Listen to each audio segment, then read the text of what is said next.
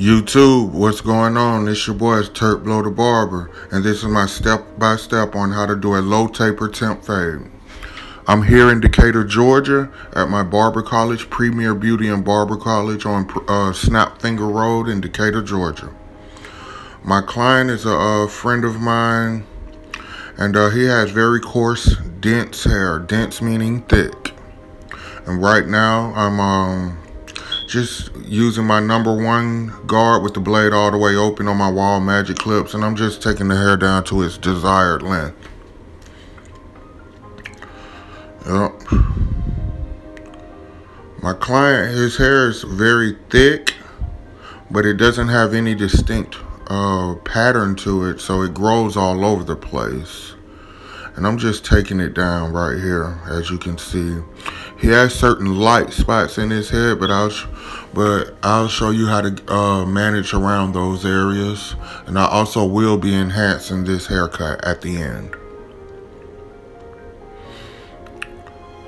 Okay, before I start any taper, what I like to do on the side of the head where I begin at, I like to do a lineup, just a little lineup, just to see where I'm gonna begin with my first initial ball line.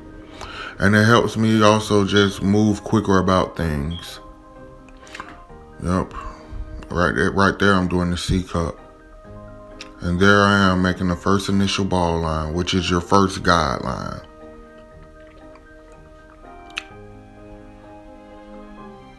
Yep. When you're making these guidelines, you got to make sure everything is even. There's my secondary guideline. As you can see, I keep brushing down to make sure all the hair is off and even and everything is just going. That's what helps blend it together. Okay, right here what I'm doing is I'm going up against the grain with my number one guard. I'm just trying to manage and figure out which way his hair is growing. That's why I keep brushing and going in different directions. Because like I said, it doesn't have any distinct pattern that you can notice. I'm using my number one guard with the blade all the way open. Matter of fact, I got the blade all the way closed right here, just trying to soften up that secondary guideline. Yep. Okay, here I'm with my, I'm using the half guard, and I'm just blending out that secondary guideline all the way. And I believe the blade is open because I don't want to make any other guidelines in the hair, and I'm only using my corners, as you can tell. And what helps me determine how far I open my blade up is how far I go up into the fade. Well, taper, excuse me. And it's blending together very well. There's a light spot in the corner of his parietal ridge, what I was telling you about, but I'll show y'all how to manage that. There I am getting behind the ear with those corners, because that's what helps bring out that taper. Yep. And there I am just eliminating bulk with my 1.5 guard. I like to use that to get some of that bulk dense area toward the parietal ridge and just help blend everything together smoothly. It helps with the transition when you do this. Here I am with no guard, with my blade all the way closed, flicking out that bottom line, that first initial ball line, guideline that I made with my trimmer. And also my walls, they are zero gap. Like I said, on each side of the head, I like to do the line up first. It helps me save time, and it also helps me figure out where I'm going to make my ball line. And I'm using my bByliss Ghost FX trimmer. I didn't have my Slimline Pros today. I'm going up, making my ball line. I'm going to come back and I'm going to hit it just to make sure everything's clean and crisp and even. And I break down the line up in halves. I do half of the head at a time. It just makes this task seem simpler. Again, I'm going up with no guard, making my secondary line, guideline, just help to build that helps me to build my transition. When people think fading is hard, but it's not. The guidelines really help. There's 2 different techniques I use for fading, which is fading up and fading down. Some people call the fading down process falling out of the tree. Don't fall out of the tree. That's when you stack your guards. Right here I'm using the fading up technique though.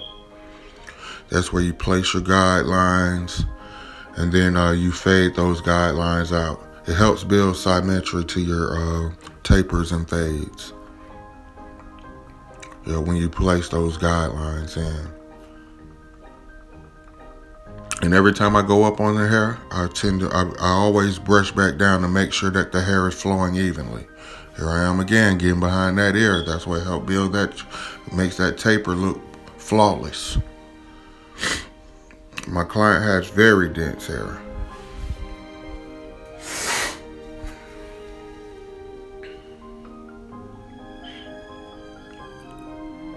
Yep. Going with the grain, going against the grain, just trying to figure out as you can see, his hair doesn't have any distinct pattern. From this angle, you can really see it. The lighting was crazy in this particular video because I didn't have my ring light with me. It's at the shop. I was at the college, and the only light we have is from above and from the windows of the school. And of course, my camera girl was standing in the way filming too, so it also makes it difficult too to see. But when you're a barber, there's no telling what type of environment concerning the light that you're going to work in. So you have to be able to just trust your process and work around any environment. Here I am at the nape, making my first initial ball line. I'm gonna clean that up with the trimmer too. I had the tool in my hand, I used it. Yep. Getting that hair down, making that line crisp.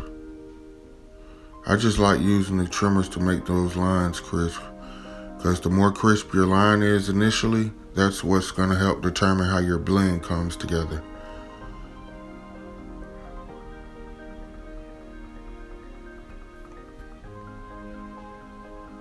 Yep.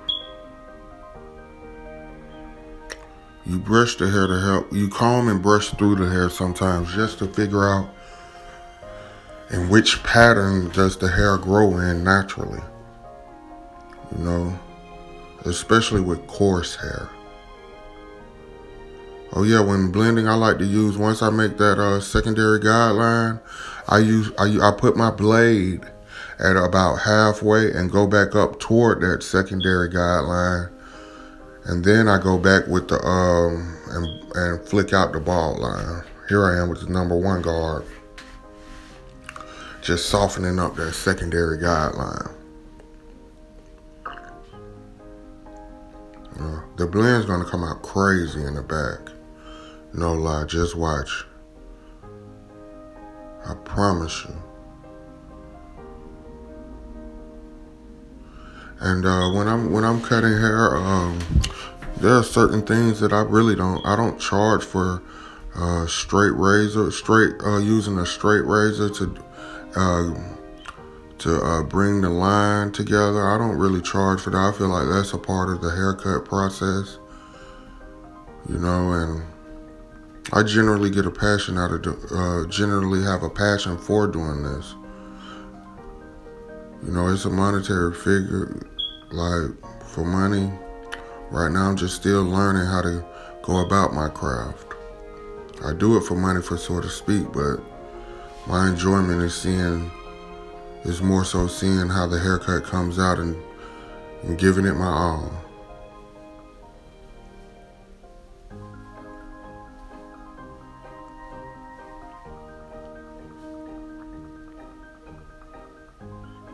I know there are some areas that look like it's some dents, that look still dense, but don't worry, I got those out, and it's also just tricks of the light.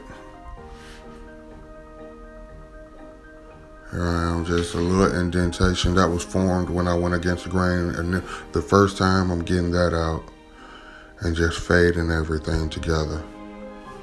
Bringing that fade together. And y'all gonna see that fade actually came out pretty good, real good in the back. The whole haircut did. Look at it, it's forming. Wait till I put that line on it in the back.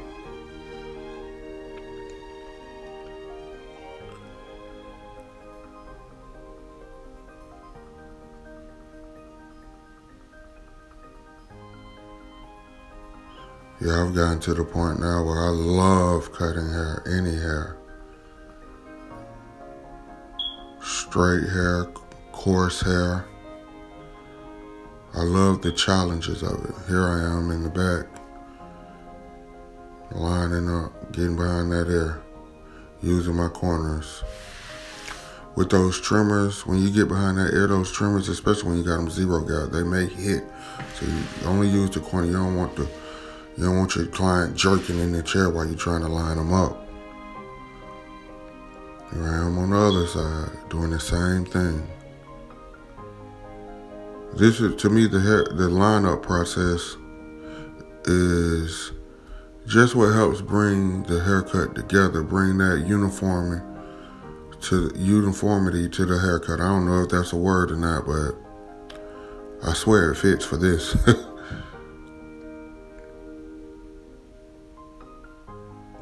Using those corners.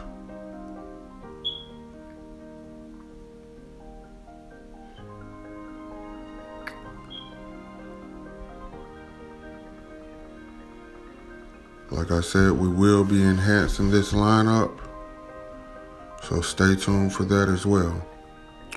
Like I said, I do lineups in halves. So you can notice my client has two distinct light spots in his head, one in the middle and one right there in that corner. And the one in the middle down south is what we call a catch-out mark. It's where you got hit in the head when you should have caught out. That's why we call it a catch-out mark. And by caught out, I mean run.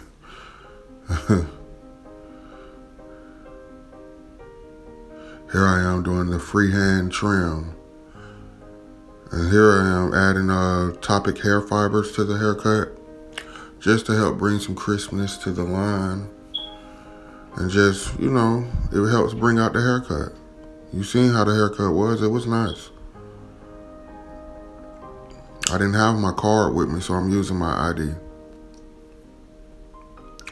Hey man, gotta be able to improvise, right?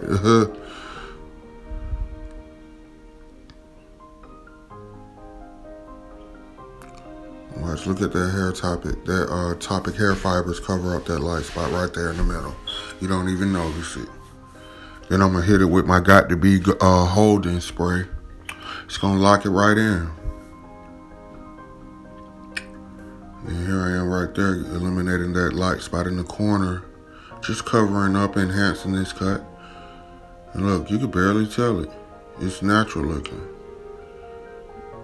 And it follows the pattern. Come back after I hit it with the whole spray. Go back and hit it with my trimmers. And you can tell, look how crisp that line is. Look at that.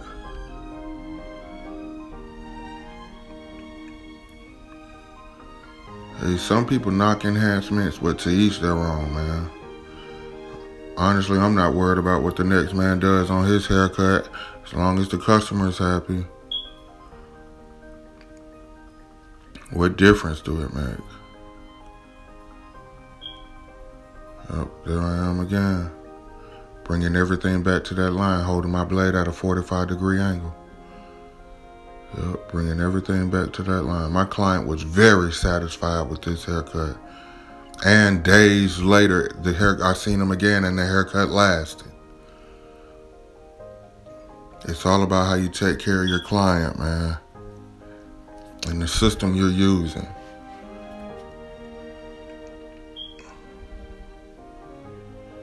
Bringing everything back toward that line. This haircut came out great.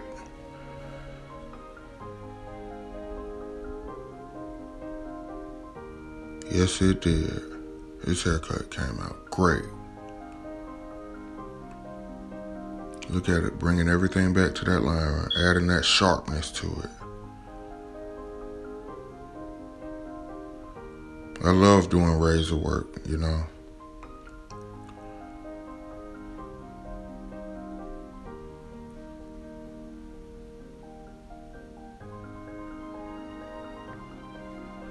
YouTube, this is the finished cut. Tell me what you think in the comments below. Like, comment, and subscribe to my channel, Turk Blow the Barber. You can also catch me on Instagram at Turk Blow the Barber. Thank you guys. Stay tuned for upcoming content. Hit the like and subscribe.